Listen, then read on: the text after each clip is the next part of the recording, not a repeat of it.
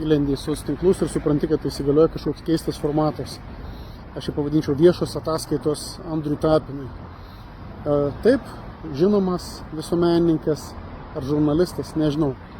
Taip ir nesupratau, kas jis toks, nežinau, ar jis pats iki galo apsisprendęs, ar jis žurnalistas ar visuomenininkas, bet jis pateikė kažkokius viešus klausimus, žiniasklaida labai mielai tą pasiima, nes žmonės skaito, ir tada kiti klerkai arba kandidatai į ministrus, viceministrus, kažkokius kitus postus, jam privalo atsiskaityti, ką jie ten darė prieš 10 metų, su kuo turėjo verslą, kodėl vienoje arba kitoje nuotraukoje yra kartu ne žurnalistai iš normalios žiniasklaidos, ne kažkokie saugumiečiai, jeigu kiltų klausimų, o Andrius Tapinas, pasiėmęs tokio viešo kažkokio vertintojo vaidmenį.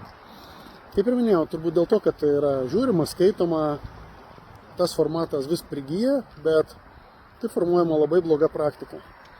Pirmas dalykas, aš manau, kad tikrai ne jam reikėtų spręsti, bet jisai formuoja nuomonę. Čia iš tikrųjų toks geras pavyzdys, kaip formuojama nuomonė, nes tos nuomonės atsiklausoma, neretai jų tyrimai gal ir verti to, nes tai iš tikrųjų, jeigu surinkta medžiaga ir paskui kažką pavirsta, tai jau paskui perima teisėsaugos institucijos, viskas gerai. Bet neretai tai yra tiesiog spaudimas, žmogus neatlaiko ir kažkur pasitraukia. Kas dar blogiau, į politiką neis žmonės.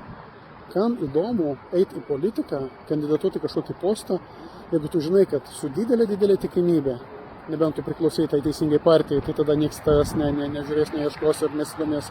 Bet visais kitais atvejais bus iškasta, su kuo tu ten lankei darželį, ką nuveikiai studentaudamas, ką pažįsti, ko nepažįsti ir taip toliau. Tai tokie, ar kažkam smagu eiti ir už tokį pat atlyginimą, arba kartais net mažesnį, vien dėl to, kad tu nori padėti Lietuvai, arba ten kažkaip galvoji, kad jau gal pribrendai tam, kad galėtum save paskirti kažkam kilnesniam tikslui, bet kai tu pagalvoji, kad visus tavo tuos apatinius išskalbs, o jeigu net neturi tų skeletų spintoje, vis tiek kažką ras, iš ko galima bus išpūst burbulą, tai neis tie žmonės.